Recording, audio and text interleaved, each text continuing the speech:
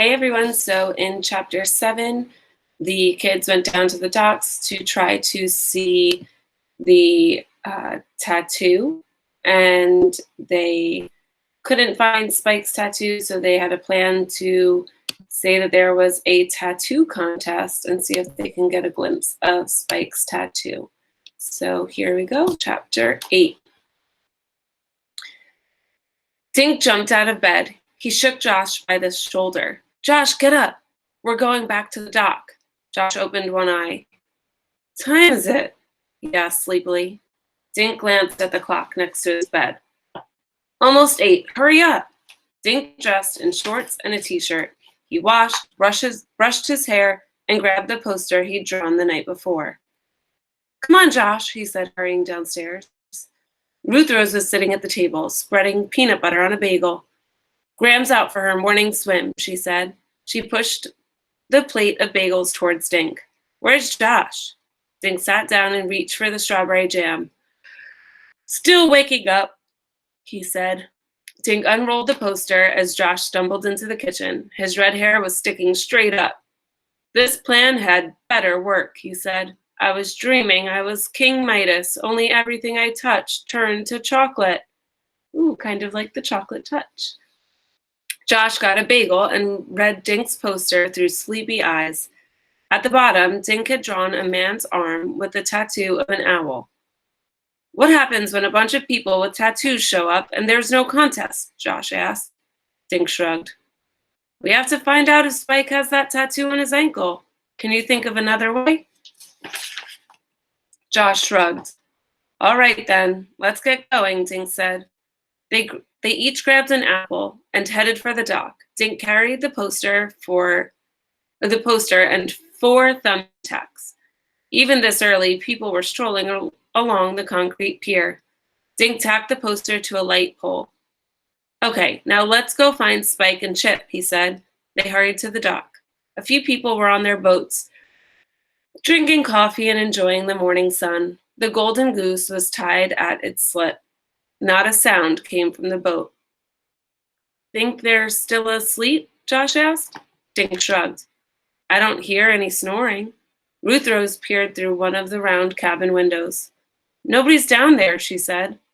Look, the door's open, Josh said. They must be here. Dink stepped onto the boat deck and knocked on the wood. Hello, he called. Anyone home? Dink hopped back onto the dock. Maybe they went out for breakfast, he said. Let's wait. The kids sat in the sun. A pelican waddled along the dock, stopping at each of the boats. A woman tossed him some bread. Josh pulled his book out and began reading. Listen to this, he said. No matter how long it has been on the bottom of the ocean, gold stays shiny, but silver requires several days in a special chemical solution before it looks shiny again. Josh looked up. Yesterday, Spike told everyone they cleaned the gold and silver with vinegar. The kids looked at each other. Dink got up and stepped aboard the Golden Goose. He walked around the deck, looking at everything and peeking into corners. He sat near an oxygen tank propped against a bench, then came back to the dock. That tank's empty, he told Josh and Ruth Rose. How do you know? Josh asked. There's a round window with a dial, Dink said. The little arrow is pointing to E. So maybe they used up all the oxygen and haven't filled it up yet.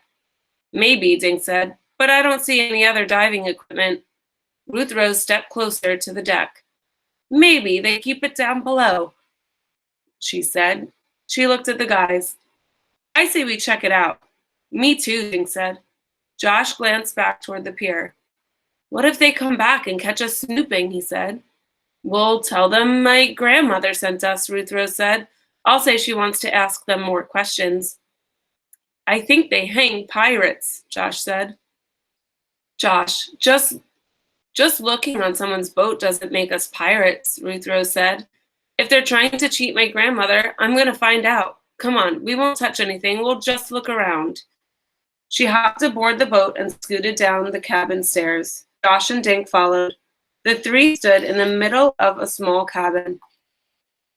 What a smell, Ruth Rose said. They aren't very neat, are they? Josh said. The beds were unmade, and the tiny kitchen was a jumble of dirty dishes and glasses. The small eating table was covered with sticky-looking stains. Dink glanced into a few dark corners. I still don't see— Shh! I heard something, Ruth Rose said. She pointed above their heads. Suddenly, they all heard footsteps. The kids looked at each other, wide-eyed. Josh's face was white. Dink looked around the small cabin, then rushed toward a narrow door in the back. Uh-oh. He yanked the door open and motioned for Josh and Ruth Rose to follow. And that's the end of chapter 8. I wonder what's going to happen.